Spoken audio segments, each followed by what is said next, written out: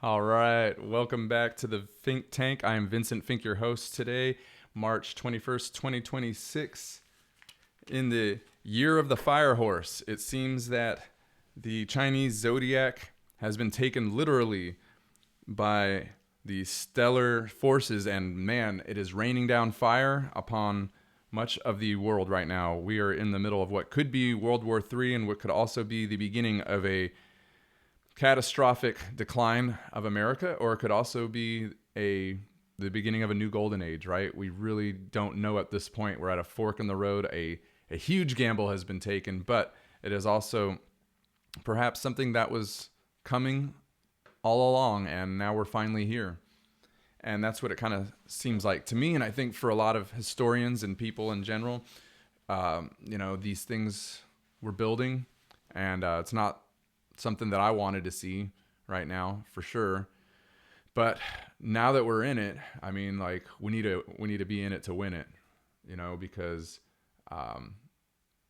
I'd rather not have kicked a bee's nest of terrorists and now have them all just ready to activate sleeper cells all across the U.S. and abroad, and people who, you know, that's their way of politicking is blowing up. I think maybe we just need a clean slate on the world. I think that's what we're kind of coming at this moment in time. It's time to kind of wipe the slate clean. It's time to take the monopoly board and pour all the pieces back into the box. And that's definitely what it seems like. The Federal Reserve and a lot of the fiat currency run military industrial complex, all of this stuff seems to be converging towards a break point, an apex, and a change, a shift. And in fact, they've all been talking about this for quite a while. If you look into the World Economic Forum and what they've been saying, how they plan on wiping out the majority of humanity because we're all useless eaters, according to them, and they are not going to need us much longer with their machines and AI to run the world. So they're trying to come up with ways to thin the herd. So World War or just large military incursions in general definitely help out. So that's something to think about. That's something to be weary of. So let's just see what's going on today in Iran. We're looking at Iran updates. 25 minutes ago seems to be the last update. Iran war live updates. U.S. bombed thousands of Iranian targets, but Iran shows no sign of backing down. A U.S. commander said Allied attacks had degraded Tehran's military on Saturday. The United States and Britain said Iran had tried but failed to hit a distant joint base in the Indian Ocean with 2 missiles.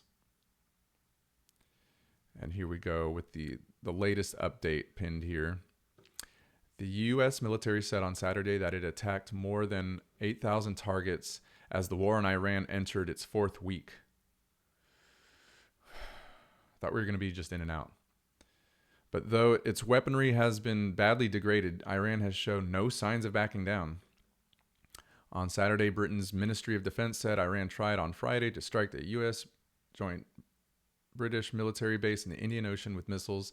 The base, Diego Garcia in the Chagos Islands, is 2,500 miles from Tehran and far from the Middle East, where Iran has been attacking Israel and Persian Gulf countries with drones and missiles in retaliation for U.S. and Israeli strikes.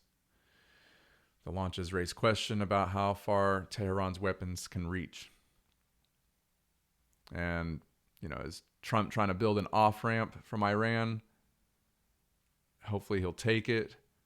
Ever since the president began what he now delicately calls his excursion into Iran, Washington has been consumed by the question of when he would call it a day, even if many of his war goals remain unaccomplished. On Friday evening, he seemed to be designing that much discussed exit, but he has clearly not decided whether to take it. Man, it's like he knows it's not a popular moment, and he knows it's I think he knows it's not going the way maybe he thought it would. It's definitely not as quick and easy as they made it out to be. Some threats were underestimated there for sure. And it's kind of a clusterfuck. And it's really going to be, it's amazing to me though about this issue right now, because I'm literally seeing so much like opposing information from very credible sources on either side of the argument for or against this war.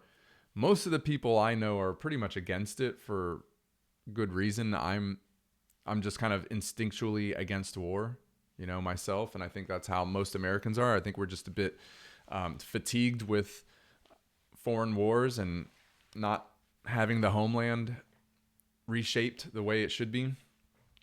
And so yeah, it's a very obvious argument, and it's a very sound argument. But I've heard the arguments from the other side about why this is happening, and how that this basically is a threat to society. Okay, maybe so. Maybe this was just a good excuse to try out some new military stuff. But that's actually what I'm surprised with. I was very surprised that I haven't seen any of the new military weaponry being used. We just saw some of it being used in Venezuela. Many people are aware of, but many perhaps not, that that a very space age type weapon was used in Venezuela, known as the discombobulator.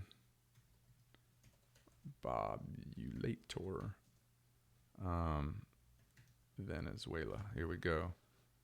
Let's pull that up real quick, just in case you didn't know about this. Trump says the U.S. used secret discombobulator on Venezuelan equipment during Maduro raid.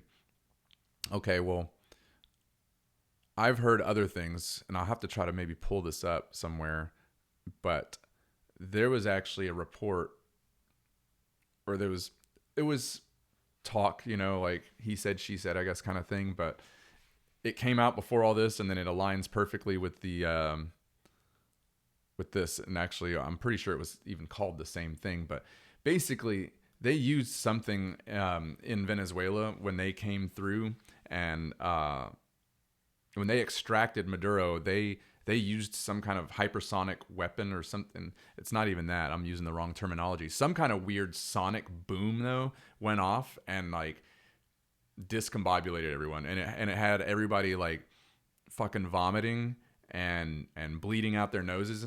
So it was pretty brutal, and you could see how something like that would just catch anyone off guard. I mean, what are you going to do if you can't really shoot too well if you're vomiting and bleeding out your nose? So I'm just surprised I haven't seen shit like this being used in the Iran war.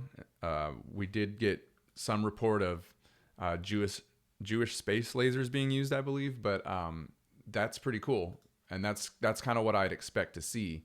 Like, if we're gonna do this war, let's fucking do it right. Let's do a 21st century war. We don't need to be jacking around with this like late 19th century crap. What is the point of all that military spending if we're just building the same stuff that we've had for like almost 100 years? It's crazy. So I don't know. I'm blown away by that. But then I got some good answers as to maybe why that is, maybe why they haven't used all of this stuff. Now, some people are saying, well, some of those lasers and things none of that stuff works foolproof. But I don't think there's a problem with, I think there's plenty of sun or whatever they need. How hard is it to get one of these lasers to just shoot through a freaking tunnel? I'm pretty sure these things can penetrate quite a lot. Ground penetrating lasers, I'm sure it exists. Do I really have to? Anyways. So getting into this idea, though, I'm also very interested in the ufology and the disclosure of UFOs and UAPs, as you may be aware. So right kind of around the time that this all popped off, the Trump admin also announced that they would be releasing UFO files. So this is very interesting to me. And this actually isn't necessarily as much of a well-timed news item for Trump, I guess, when the Epstein files were all coming out, because it kind of deflects, right? And so a lot of people are saying, oh, well, he's just trying to release him now to deflect off of the Epstein release and all the other things going wrong. Maybe. But it's a good deflection because we need to know this shit, all right? This is actually probably the most important thing going on in the world. I mean, let's be serious. There's a lot of important things going on. Epstein and child trafficking and child cannibalism and all that rape stuff. It's disgusting. It's awful. And we definitely need to expose it. We're definitely not going to forget about it. And the Iran conflict is definitely important. World War III, the way economics work around the world with oil, this is all super important. So I can understand why even that's a more immediate concern. I get it. It is.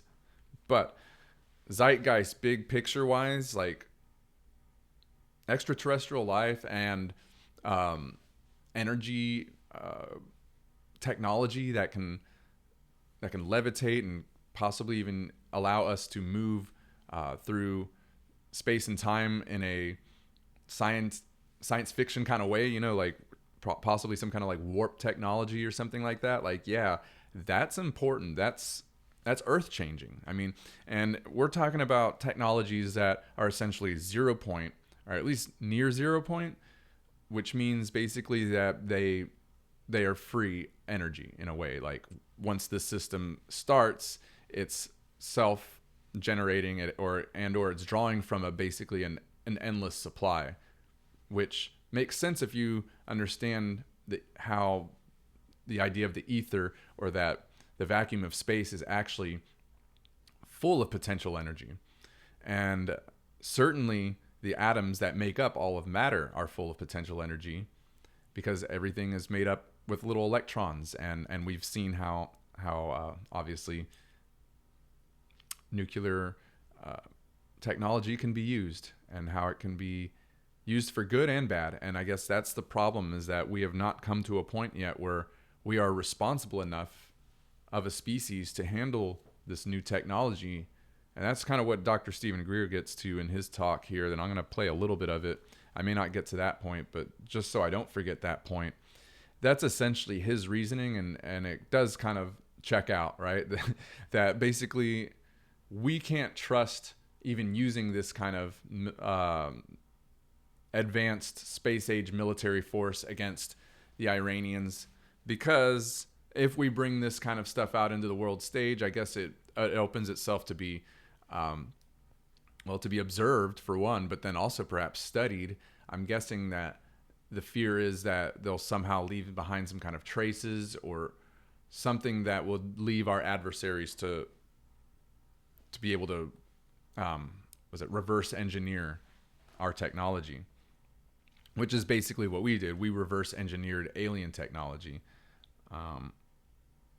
So let's get into a little bit of this. I think at least this first part right here, I want to jump through a few clips here of this really wonderful talk that I will link into the description as well if you want to watch the whole thing. But here's Dr. Stephen Greer talking about the UFO disclosure, Trump's UFO executive order, and the real cabal. Sure. Because let me explain something. If this goes badly, this will go the way of COVID or the imbroglio with the Epstein files. There's a totally unforced error of what happened, or what happened with 9/11 and the cover up of what really happened there. If that happens here, it'll be 1,000 times worse than COVID or 9/11, because it will pivot the presidency and the Secretary of War into thinking that there's an alien threat, which there isn't. All the information out there that is very scary about UFOs has been a psychological warfare operation of CIA and the aerospace companies as a disinformation campaign. And we know this, and we can prove it. So, but if you're new to this, see, a little bit of information is a very dangerous thing. 99% of the people in the UFO subculture have just taken all this stuff at face value, not knowing, quite frankly, the way counterintelligence and disinformation operatives work, and social engineering through subcultures and media work. So this is something we've studied very thoroughly. And I guess many people would call me, ironically, the biggest skeptic ever about 90% of the information out there. Now, the core of it is true. I mean, that we're not alone. There are non human extraterrestrial civilizations out there. They're certainly not hostile. If they were, we'd be smoked already. We've knocked down more than 1,000 of their spacecraft and killed their occupants. So, I mean, if they were like we are, they would have had, with technologies 100,000 years more advanced than ours, it'd be all over, my friend. But, you know, it sells movies, it sells tickets, it sells books to rattle the saber and scare everyone. Everybody likes a good horror show, and that's what 99% of ufology is.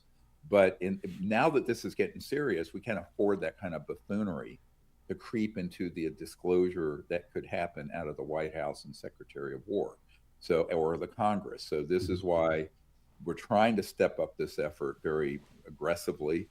You know, we're a small unfunded group of volunteers. I have no official standing with the government, and frankly, I don't want one. If it was offered, I would reject it out of hand. By the way, when I do these briefings, there are no non-disclosure agreements in place. I refuse, all the way back to the briefing the CIA director and the head of the Defense Intelligence Agency. Nothing. Okay, so now I I'm gonna refuse to be hop restricted. ahead here a little bit. I have a few moments that he's really kind of hitting the nail on the head. I know what's on the videotape, and I know who is holding them, and I know who is blackmailing them. Now, I'll just put that out there, and anyone from the executive branch or DOJ that wants to talk to me can give me a call. But that's all I'm going to say on the air. That's fair enough. So what was that? Similar files. And that is a real hindrance to disclosure and to this information coming out honestly. Because remember, the Epstein Island whole fiasco was a honeypot set up by the intelligence community to entrap and control powerful people, both governmental and corporate. That was its purpose. It's called a honeypot, and that's what it was. And there are people who are encumbered, and I know who they are. I know what's on the videotape, and I know who is holding them, and I know who is blackmailing them. Now, I'll just put that out there, and anyone from the executive branch or DOJ that wants to talk to me can give me a call. But that's all I'm going to say on the air. That's fair enough. Yeah. So you mentioned the suspect disinformation no one from campaigns the DOJ will and contact Dr. different Stephen false Greer and ask information him that has about that. been circulating in the public. I know that you've been just one of those hunches. Let's move on here to this third clip here. Right. You know, I've debriefed nearly 1,000 top secret whistleblowers. In our archive, you can go to online, dpiarchive.com. You'll see the names and all the information of 115 or 20 of them. But there are another 600 and some that are blackened out that don't want to be known publicly. But so the Disclosure Project is sort of the clearinghouse and aggregator that I just have done, you know, as a volunteer over the last 30 some years of all this intelligence from hundreds of sources. And so back in the 90s, I actually debriefed and met with men who operated the man-made UFOs out of Lockheed Skunk Works and Northrop Grumman that had assets on them, initially just disguised looking kind of deformed, small, short men, I hate to say it, and then later kind of robotic creatures, and then later biologicals that look like an alien to abduct people. And they did the same thing to do all the mutilations and other scary things. Now, why would they do that? Well, as Werner von Braun, who invented the rocket for Adolf Hitler, said, he was brought into our aerospace programs in the 40s and 50s under Operation Paperclip after World War II. Werner von Braun's right-hand spokesperson for the last 5 years of his life is on our team, Carol Rosin. And on his deathbed, he said, Carol, we're going to hoax an alien threat because we want to unite the world around a military industrial sort of global complex to fight the aliens, even though they're not hostile, as a way of controlling the world, sort of a totalitarian dystopia that this organization in the 50s decided this is what they were going to do. So that is the truth. Now, nobody wants to hear the truth. They think it can't be. But whatever technologies you think exist in human hands is 1,000 times more advanced. Let's not forget that on his deathbed, Ben Rich, the very famous president of the Lockheed Skunk Works, all the secret aerospace engineering goes on out in the Mojave Desert, said the week he died to Jim Goodall, a very famous aerospace historian who's on our team, who said, anything you can imagine, we've already done. Anything you've seen in Star Trek, we have. And it's not at Area 51, it's out in the desert out here. Now, I've been to that site. I've been in a chopper over. Okay, we're just going to stop there. Did you hear that? Did you understand what he just said? He said that we've already retrieved alien craft and we've reverse engineered their designs, and we have Star Trek style technology. Yeah. This is okay. Think about Star Trek style technology. I mean, what did they have? They had teleportation, they had, lasers, and what else? The replicator, fully immersive, not AR, not augmented reality, virtual reality. Thank you, Vincent, in my head. So yeah, it's just crazy. I mean, like, what are we doing here, man? What the fuck are we doing as society? Here we are, still like living in this like post-industrial fucking hellhole, this hellscape. You look at the way, especially these Democrat-run cities are going, and it's like it's complete hell. It's total degradation of society. I saw a video from California yesterday of a group of guys cutting off fucking power lines and just hauling them away to go, harvest the metal, right? To go get some money. I mean, we are watching society fucking break down. This is the breaking down of society, okay? And it's because of monetary mishandling. And it's not because of the free market, okay? Keep in mind, free market capitalism is what actually made America the apple of the eye of the world for so long.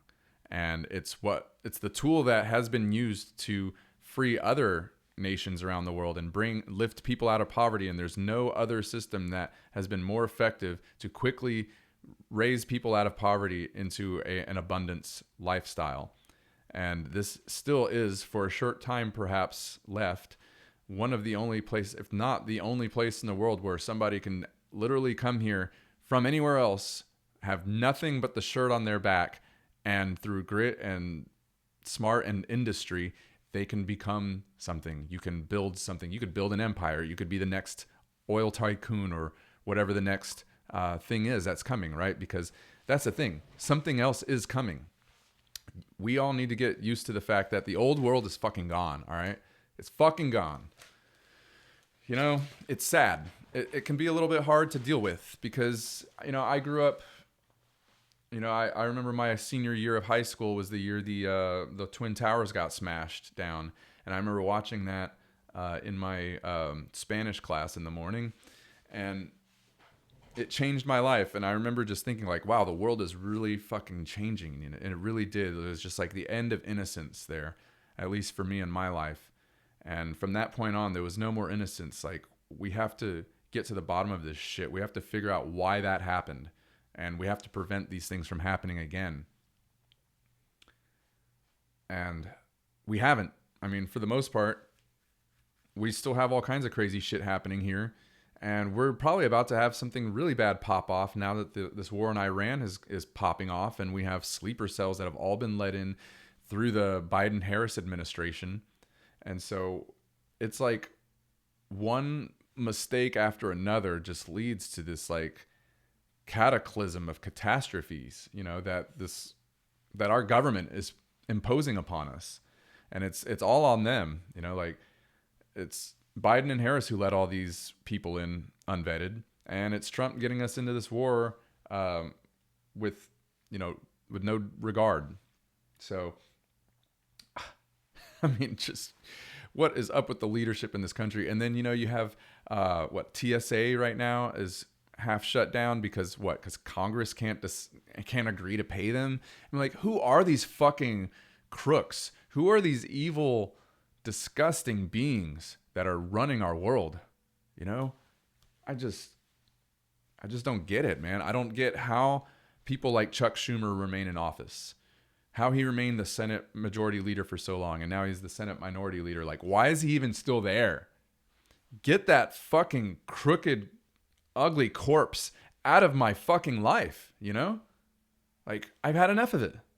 I don't know what we're doing here anymore. Like, what do we have to do? When do we stand up? I think it's time for a new party, okay?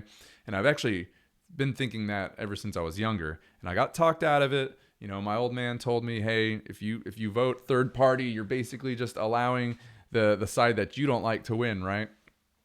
But I think it's really time to come to a critical mass here and realize, hey, you know what? Maybe it's worth the risk. Maybe it's worth doing it because a third party has won before. It's actually called the Republican Party. All right. And that's how it came into existence, was that enough people got fed up with just the awful way that our country was going at the time, and they wanted a anti-slavery party that saw people equally and just gave everyone a fair shake. And I think it's time to do that again. And unfortunately, the Republican Party is no longer that party. We have proven that with money in politics that we sold our country out to foreign interests. So now we're paying the price, but America's waking up to all this. We're starting to realize that we have too many agreements, or not even agreements, but just one-sided deals where we're somehow always protecting everybody else and getting into other people's business when we can't even keep veterans off the streets. It's getting tiresome. And it's really getting tiresome to just see, that and to feel it in my own life too, that I have not seen progress in the local society as far as like wages and job growth, people wanting more art. I haven't seen a lot of people want art since 2020. It really hasn't come back. It kind of keeps almost coming back, and then something stupid happens again and ruins the economy again. And that's where we're headed now with this. And so I can't be excited about that. And I'm kind of at a point, where I'm just like, again, we've got to do something. We've got to stand up. And we've got to get smart. We've also got to learn that the political parties are just pitting us against each other. The race wars and all that too. The only thing that we need to be worried about is people who want to blow us up, okay? If you're coming into this country and you're blowing up, or you're killing people, this is obvious. This is like, why do I even have to explain this? I don't, right? Like, do I have to explain why a border need not be let open? Do I need to explain why we don't want terrorist cells coming in here and blowing our asses up? And I mean, they have a full plan, and most of us are just asleep, and it's a little depressing. But I think more and more people are waking up. I'm starting to see this. This is a great awakening moment. And so that's why we got to keep talking. We got to stay vigilant. We got to keep our heads about us and not allow it to piss us off or sadden us too much, because it is very easy to fall into that dark spiral. And I'm fighting it daily, and I have to mitigate how much of this war I ingest into my system so I can stay informed while at the same time protecting my energy, because I do realize that it is going to be us, the light bearers, the people who hold the vision of the future that we actually want. It's going to be us who makes that happen in this pivotal time as we move through the fire of this chaotic fire horse year. This is an opportunity. Like I said, remember I was saying that in like November of last year. I've been saying like, hey, this year coming up is going to be a time of change and fire. It's going to get ugly, but there's no beauty without ugliness. You wouldn't know beauty without ugliness. So we have to go through it. We have to go through a dark period if we want to see the success and the light at the end of that tunnel. So with that, I want to bring it back to this one other clip here of a remote viewer. I found this clip very interesting. Honestly, don't even know which part I would go through to show you. So I'm just going to let you hear like the little fucking intro trailer thing, because it kind of touches on some highlights. And I'll link this in the description too. And you can check out the whole video because it's over an hour and all of it's interesting. All of it's pertinent. So I can't just play the whole thing here. Stabilizing. Even Pam Bondi said if she released all the information of the Epstein files, the entire government would collapse. And that's the Attorney General speaking. People don't understand the depth of which this really is a prison planet. It's not like a metaphor or analogy. It's a literal prison planet run by using very advanced psychological techniques. He was killed. And how he was killed is very simple.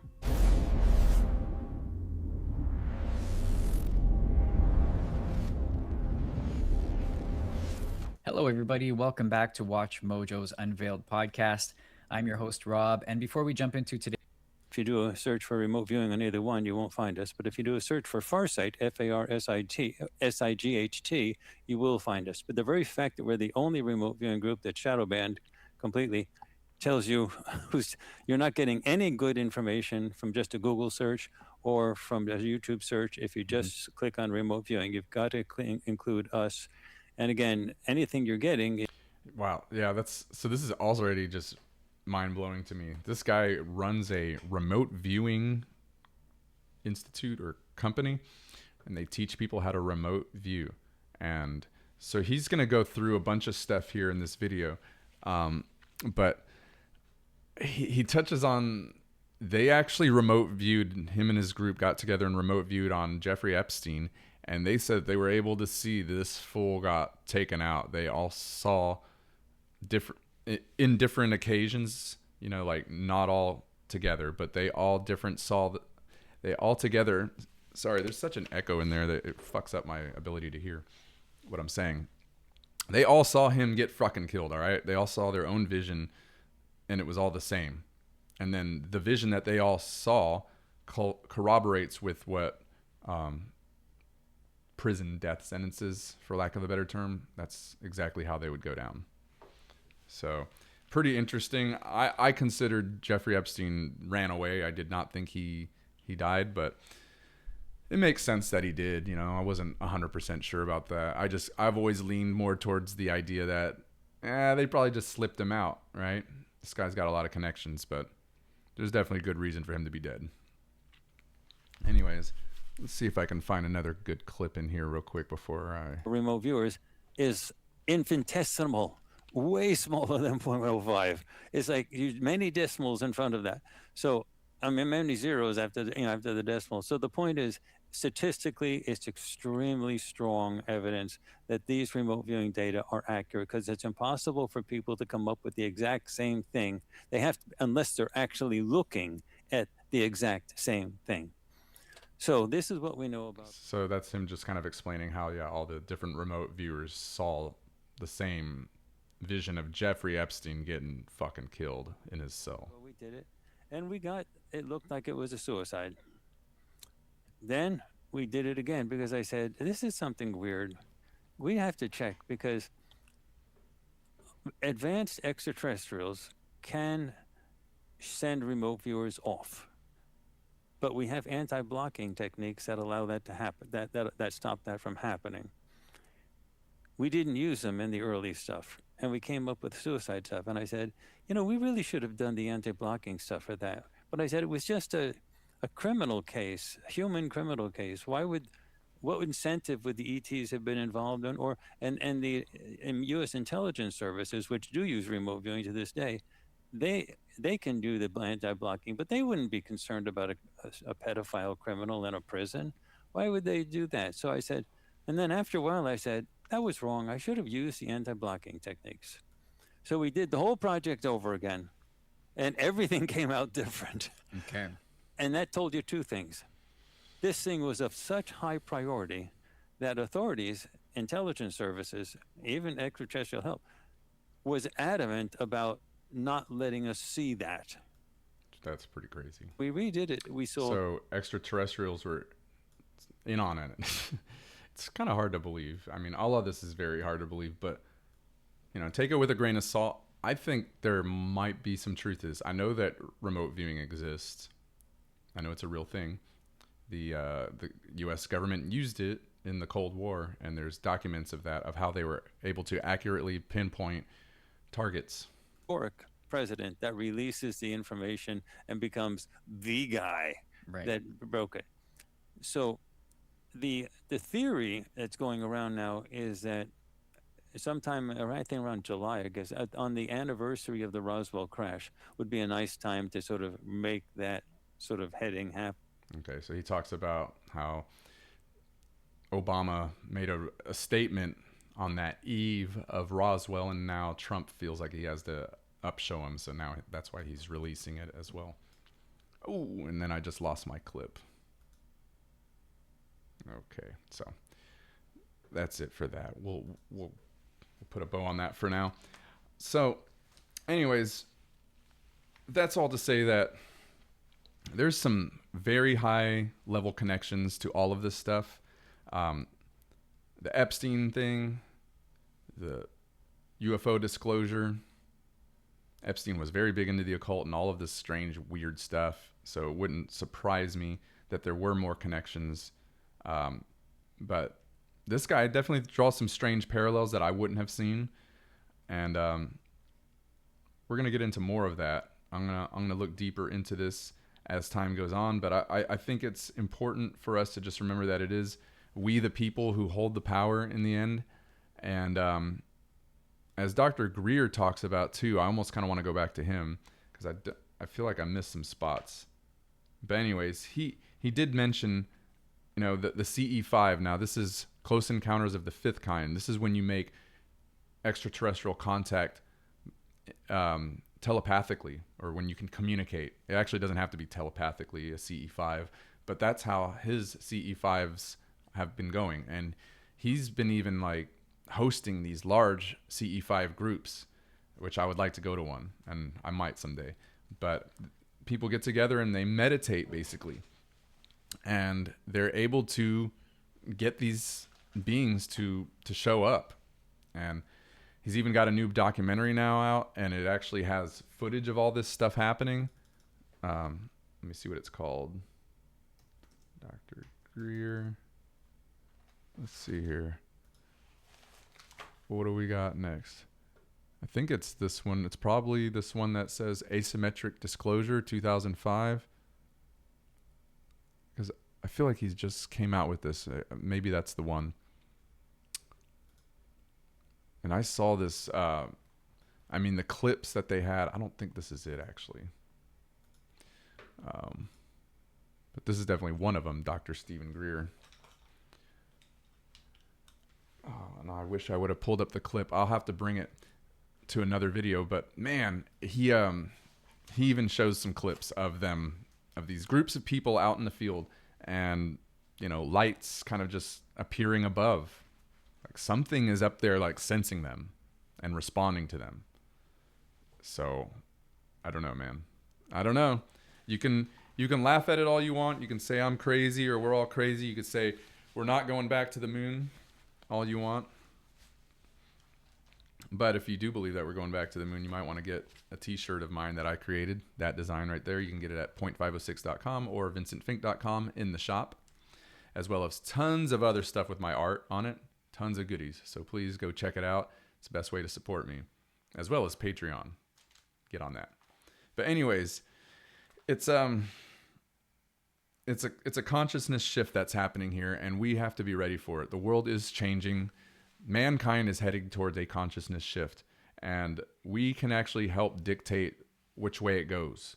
It could either go this dark, ugly path that I think a lot of us are seeing. We're at this fork in the road, and you can see a potential really dark path, but there is this path of light as well that I see, and a lot of us see. And I would just encourage everyone to work on getting everyone else around you on the right path. the path towards the light. And we can do that, and we can actually interact with these extraterrestrial beings, and I think it's actually, as Dr. Stephen Greer says, we have to be the ambassadors, because these people in government, for one, they're incapable of being good ambassadors. I mean, just take a look at what's going on. And B, they're actually kind of too naive and too slow. That people in Congress, like, just imagine, like, there's hardly any of them who even believe in UFOs, probably. It's going to take a really long time for any of them to get serious about this and try to communicate with aliens. But we, the people, on the other hand, there's plenty of us crazies out here who believe it, and who have more than I time and energy to pour into research and getting people together to make contact. And Dr. Stephen Greer does have an app, a CE5 app, which I've downloaded. I haven't used it in a while. I'm going to actually re-download this thing and see what's happening. I want to meet with people. So if you're on the CE5 contact app like me, get on there. If you're not, and if you are, find me on here. Let's get together. I'm in Katy, Texas, and I'd love to meet up, or Houston. That's where my studio is at, and I would love to meet people and try to see if there's any truth to this. It seems like there is, and I think it just takes a lot of effort and mind power. It doesn't seem like the easiest thing to do. I've tried it once, and it was pretty dismal results, but I think it was actually kind of a foggy night too, overcast. So you kind of need some clear skies if you're going to see anything. But what we need is, we need to come together, all right? People of the world, we're ready for this consciousness shift. It's time. 0 point energy, all this technology, it exists, okay? And it's time to start holding the people who are holding us hostage accountable for our lives, and get them the F out of office if that's what it takes, because we really need to take this world back. It's time. Time for the consciousness shift. All it takes is 10% of the global consciousness to shift the rest of it. It's known as the Maharishi effect, and we can make that happen because it has been tested scientifically in the past. Okay? Look up the Schumann resonance. The global human population actually has an effect on the vibrational nature of our world, okay? It's detectable. So look up the Schumann resonance, look up CE5 app, download it. Let's see what we can do as a people, okay? And I'm going to get back to you soon with some more of this crazy, interesting stuff with UFO sightings and CE5 sessions with documented UFOs. I think this is just so fascinating, and I think the world is ready. I think we're ready for this. We're ready for the truth. I mean, most of us already believe and know. I know there's something beyond my five senses. I know there's, we're only seeing through this one little band of the electromagnetic spectrum, one narrow band in this huge spectrum. And there's just so much out there that we just can't feel, and we can't taste, and we can't touch, and we can't see and hear. So we have to try our best as a little flatlander in Flatland to understand the 3D object that is before us. And maybe then we can actually ascend. Okay. Well, I hope to see you next time. And here we're gonna roll out of here one more time with my beautiful bizarre reel that I posted on social medias to let y'all know and to celebrate my first feature in the Beautiful Bizarre magazine. It's quite cool. Go get you one. All right? Best of energy. God, you look so pretty when you tell me that you love me. I wish that I could lie, but my mind gets in the way. I know you think that I'm always waiting. yeah.